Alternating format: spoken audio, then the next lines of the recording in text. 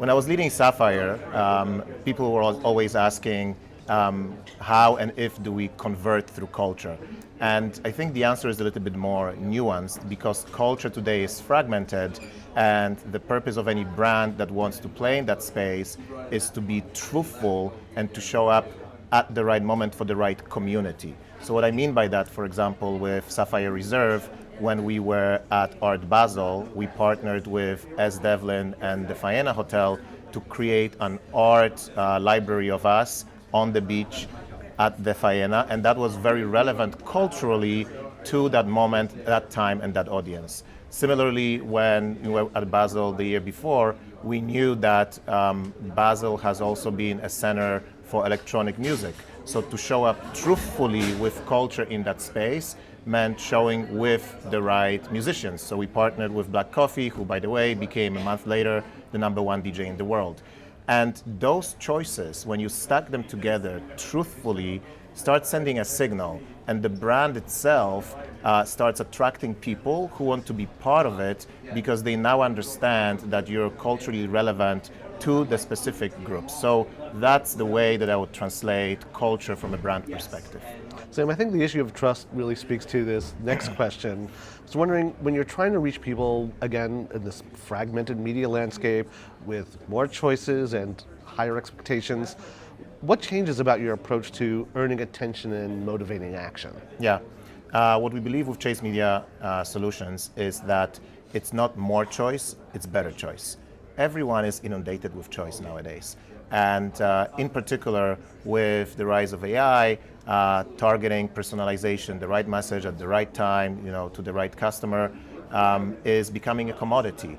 So what is unique and what actually drives value to the customer is removing noise. Show me fewer things that are more relevant to me, and that's what then reinforces your value as a network to me as a consumer.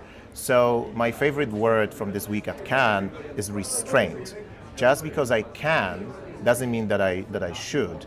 And the next iteration of successful brands, marketeers, networks are going to be very good, in my opinion, at showing restraint in relation to the customer, and in return, earn and cultivate the trust of the customer in relation to the network and the brand. So let's continue the exploration of trust, and obviously it's a self-evident value, but just to put it simply, why do you think trust has become a bigger driver of choice than brand awareness?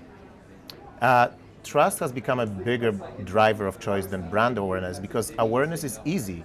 You can buy reach nowadays anywhere, right? You can go, you can find audiences. That's a commodity, and customers feel that. What is much harder to do is to be able to delight the customer at the right moment, where the customer responds with, wow, I actually needed that, thank you, right? So that is the component that, again, brands and media networks are going to be able to differentiate on to be able to drive the relationship with the consumer. So I was hoping you could elaborate a bit more on the connection between curation and solving the endless media fragmentation we've been speaking about.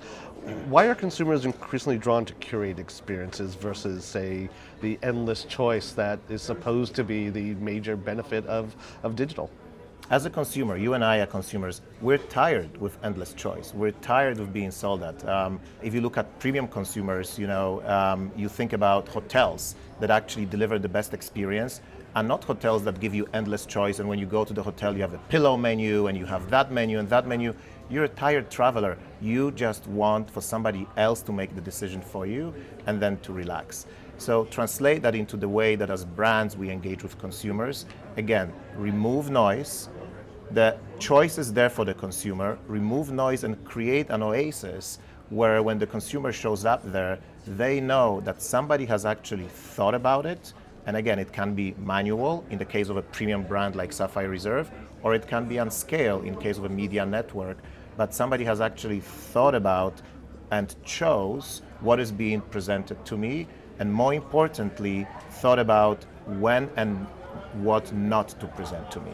That's also very important in case of media networks like us, where we're a bank.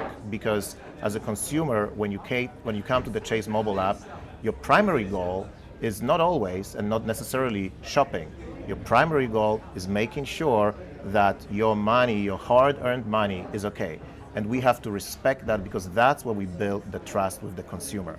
And if I start from that premise, then recognizing at what moment in that journey, in your financial journey, do I have the permission to engage you with an offer, with something that drives value for you on the commerce side, recognizing that signal is the magic sauce. And the beauty is that with Chase Media Solutions, we can do that because we understand your transactions and we see your journey throughout the ecosystem. Sam, one other question. We talked about how reach is not as important as it used to be because now it's so easily achieved. But in terms of measurement, you talked about the value of trust, but how do you know that that trust and those targets are hitting correctly? Yeah, you're spot on. Reach is easy to buy nowadays. So as a marketer and having led the brand, and if I think about my marketing spend, what was very important to me is making sure that those dollars are working very hard for me and I'm getting clear ROI.